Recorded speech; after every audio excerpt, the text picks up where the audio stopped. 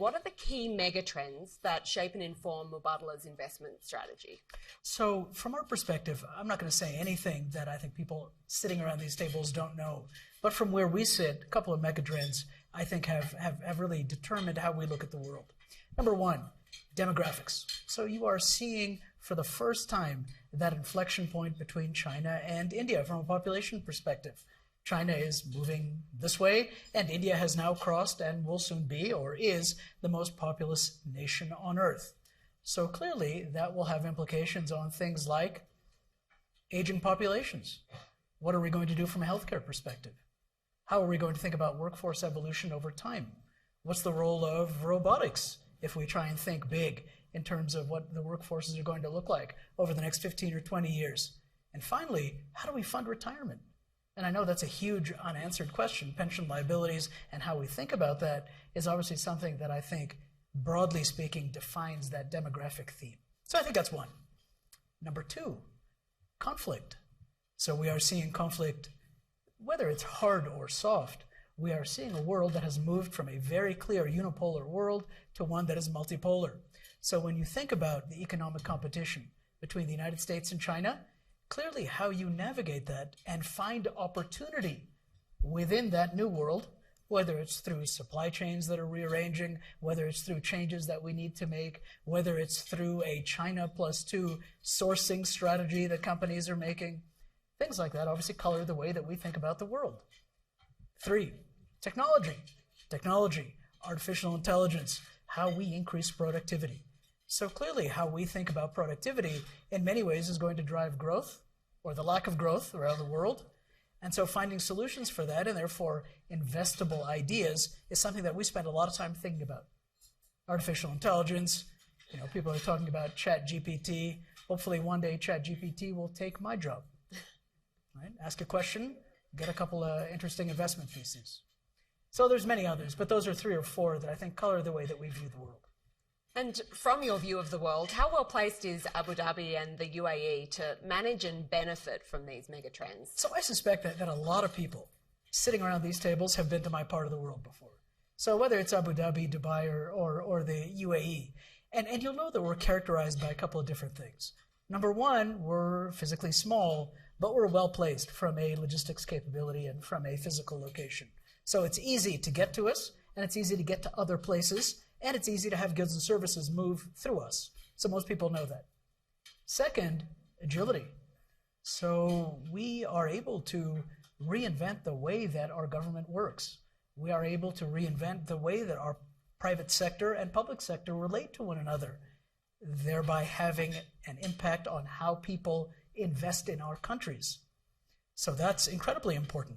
And frankly, I think when you think about the most important element of how we're able to capture some of these big issues is really we have a long time frame. We are patient. We are able to think in terms of 10 years, decades, or longer. So we are not a fund that has to liquidate in 5, 7, sometimes 9 years. We're able to have the luxury of saying, look, I believe in what I'm invested in. I'm going to stay for 10 or 12 or maybe even 15 years. Of course, we have the discipline of having to re-underwrite.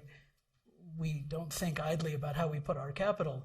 But at the end of the day, if we think that something really has tailwinds, we will back it. And what about factors outside of your control? The global recession, a war in Ukraine. You've spoken about conflict as a driver of a megatrend. So there's, what's really important from that perspective, ultimately from where I sit, is I worry about the unknown unknowns. Yeah. What do you not know, and what's going to hit you from left field? What are the next kind of black swan issues?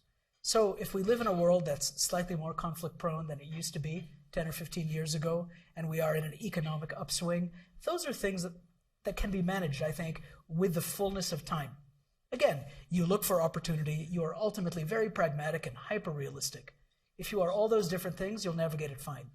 But the issues are nobody can predict those black swan events. Yeah. And so what I do is I have as many conversations like this as possible. I learn, I try and figure out what some of those tail events might be, and then we try and plan for them. And as you help this audience plan, how do you think private sector organisations should consider and approach the mega trends that you're identifying? Well, I think private sector can do it better than we can, in the sense that the private sector is agile. The private sector knows how to sniff opportunity.